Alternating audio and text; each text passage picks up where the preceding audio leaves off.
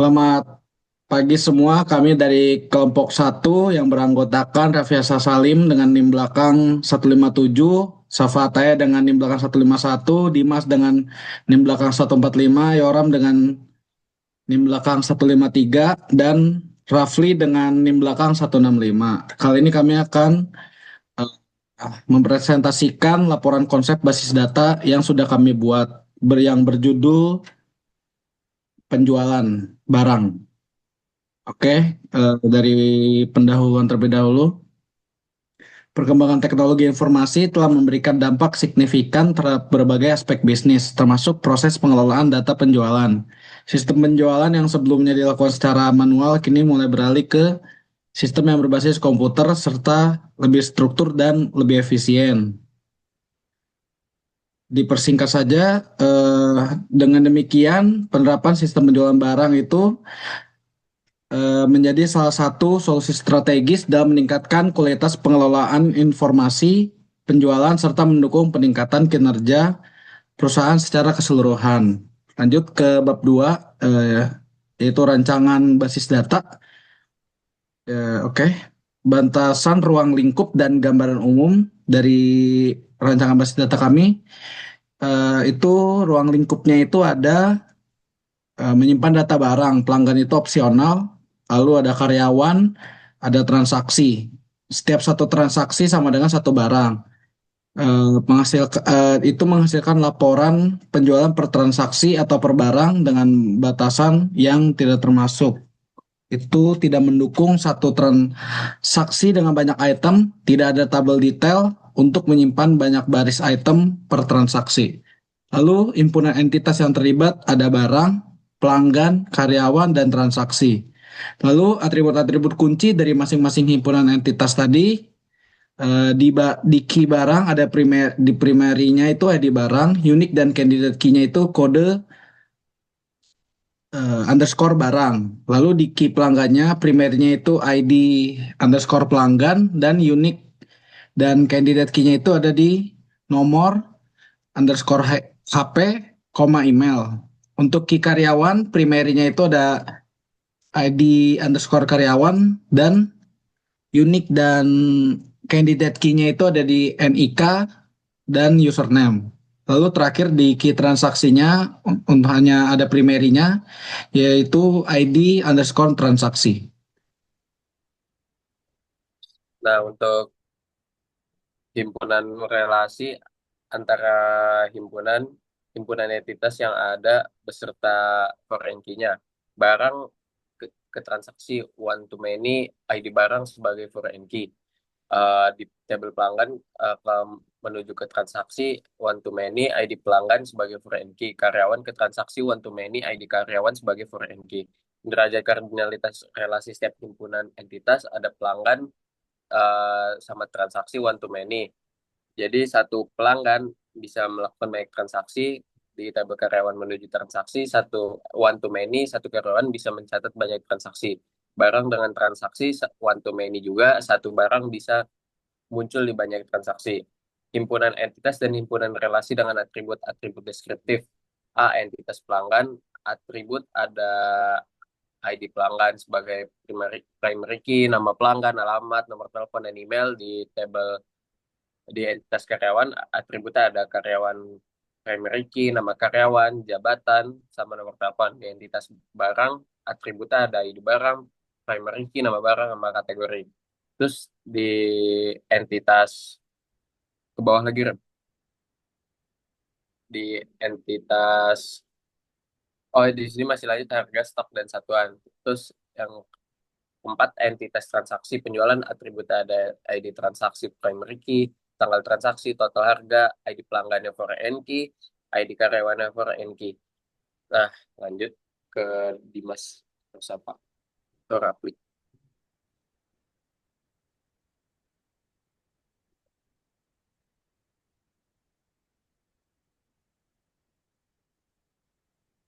Lanjut di Hmm.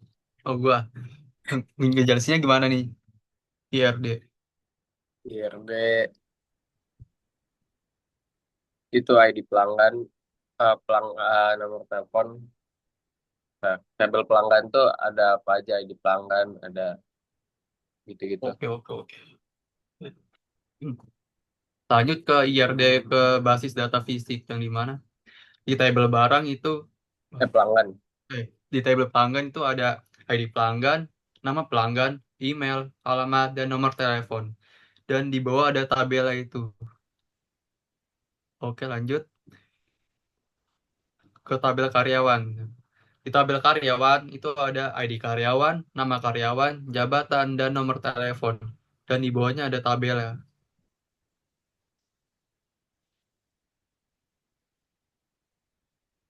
Oke. Lanjut ke tabel barang. Di mana ada ID barang, satuan barang, nama barang, kategori, harga, dan stok. Dan di bawahnya ada tabelnya.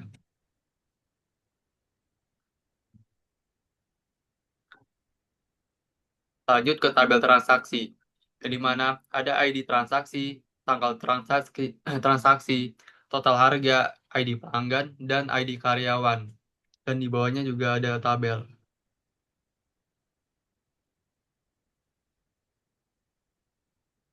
Lanjut nih. Lanjut Dim. Oke. Mustafa atau Dimas. Lanjut lanjut ke normalisasi yang pertama 1NF.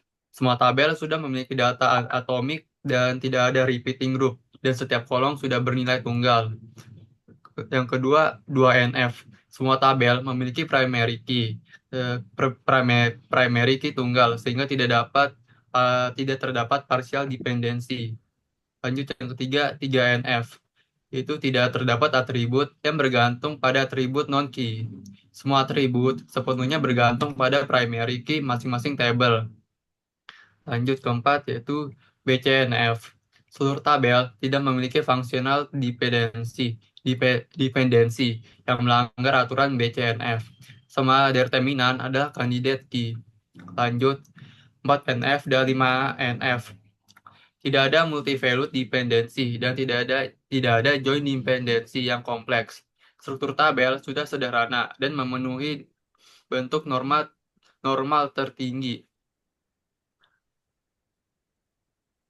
Lanjut nih gue. Dinor, gue sih nih, Oh, denormalisasi. Denormalisasi tidak perlu karena struktur tabel yang dibuat sudah rapih dan mematuhi aturan normalisasi. Data sudah tersimpan di tabel yang sesuai. Tidak ada data yang berulang dan dalam sistem ini juga masih sedikit. Sehingga proses pengolahan data tetap berjalan cepat dan optimal meskipun tanpa denormalisasi.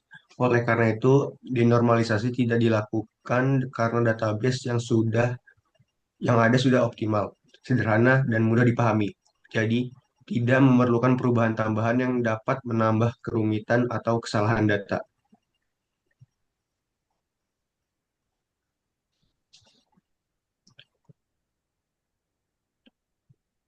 Bab 3, implementasi basis data.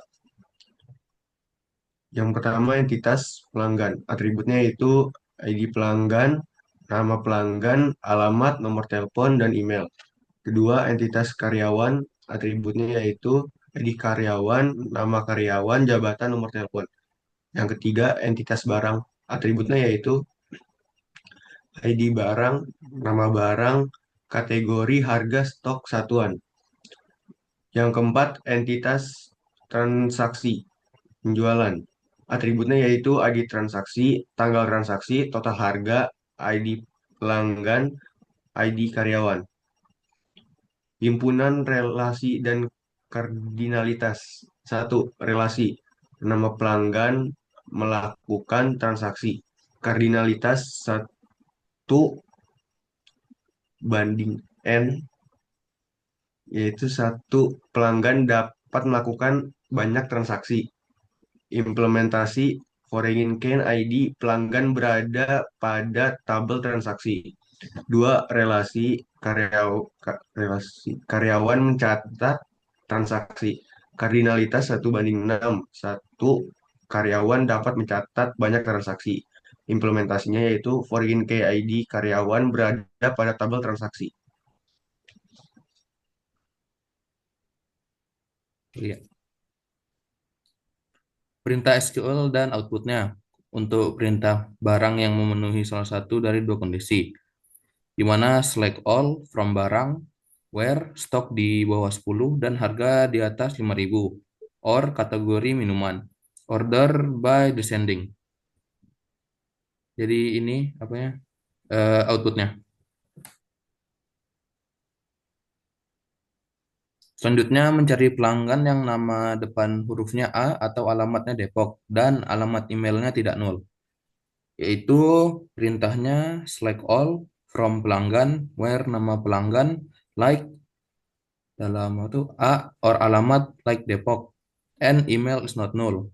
Order by nama pelanggan ascending. Jadi ini outputnya. Selanjutnya ada menampilkan semua data pelanggan dan semua transaksi yang pernah ada, di mana select ID pelanggan, P nama pelanggan, T ID transaksi, from pelanggan P, left join dengan transaksi T, on P ID pelanggan sama dengan T ID pelanggan, union, select P ID pelanggan, P nama pelanggan, T ID transaksi, from pelanggan P, right join transaksi T, on P ID pelanggan sama dengan T ID pelanggan, dan ini adalah outputnya.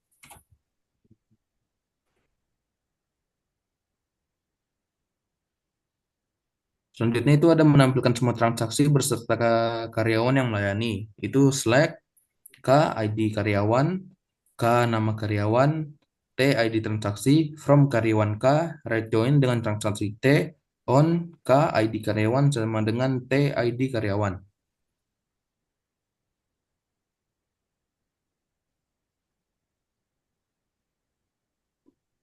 Ada membuat tampilan view bernama view transaksi lengkap yang berisi data transaksi beserta nama pelanggan dan nama karyawan yang melayani.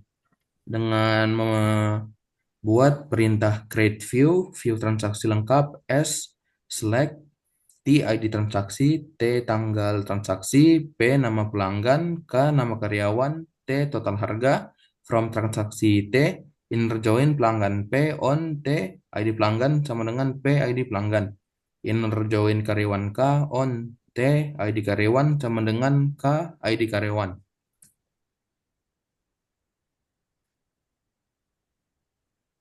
Selanjutnya ada menampilkan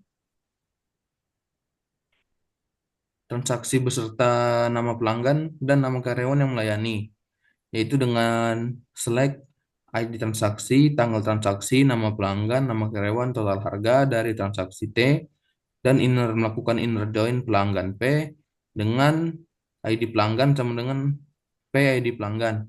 Inner join karyawan K, on T ID karyawan sama dengan K ID karyawan.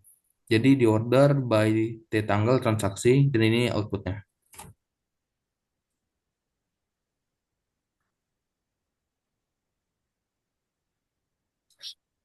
Ada juga menampilkan daftar pelanggan beserta berapa kali mereka pernah belanja di toko.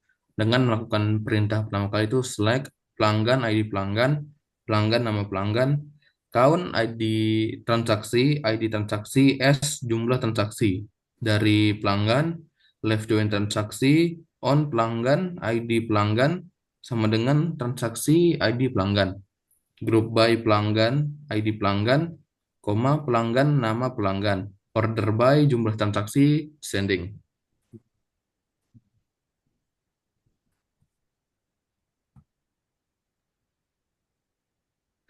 Sekian laporan yang sudah kami presentasikan. Terima kasih.